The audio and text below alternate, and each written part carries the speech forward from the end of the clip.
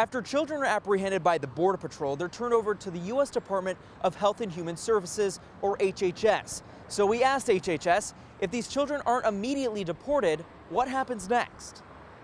Health and Human Services says they are unable to arrange media interviews regarding the Unaccompanied Alien Children program. But through a little research on government websites, we found what happens. According to a 2008 law, the children must be promptly placed in the least restrictive setting that is in the best interest of the child. First, after the child arrives in the U.S., they are identified and undergo a health screening and immigration processing.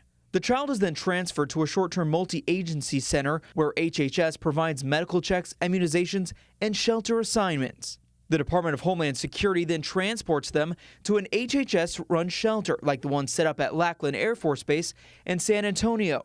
There are also sites run by the Office of Refugee Resettlement in Los Fresnos and other cities in the valley.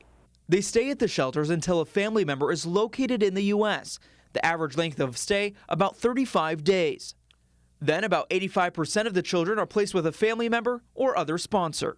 Weslaco immigration attorney San Juanita Campos says they are treated no differently than a citizen. The child will be treated just like you would a child that's abandoned in the United States, like Child Protective Services. But the surge of children this past month has overcrowded the system. From 2003 to 2011, about 6,700 children went through this process every year. The numbers then began escalating in 2012. Only halfway through 2014, we have almost seen as many children as the government anticipated for the entire year. This influx right now is very different than other children. You don't see children this young traveling alone.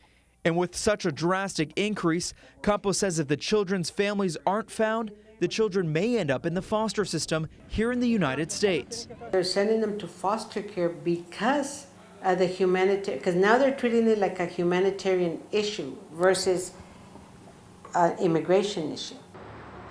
Many are asking how much these unaccompanied children are costing taxpayers. Well, Congress appropriated $868 million for the projected 60,000 children expected to cross the border this year. But with hundreds more crossing every single day, that number is expected to rise. Reporting in FAR, Brett Crandall, Action 4 News.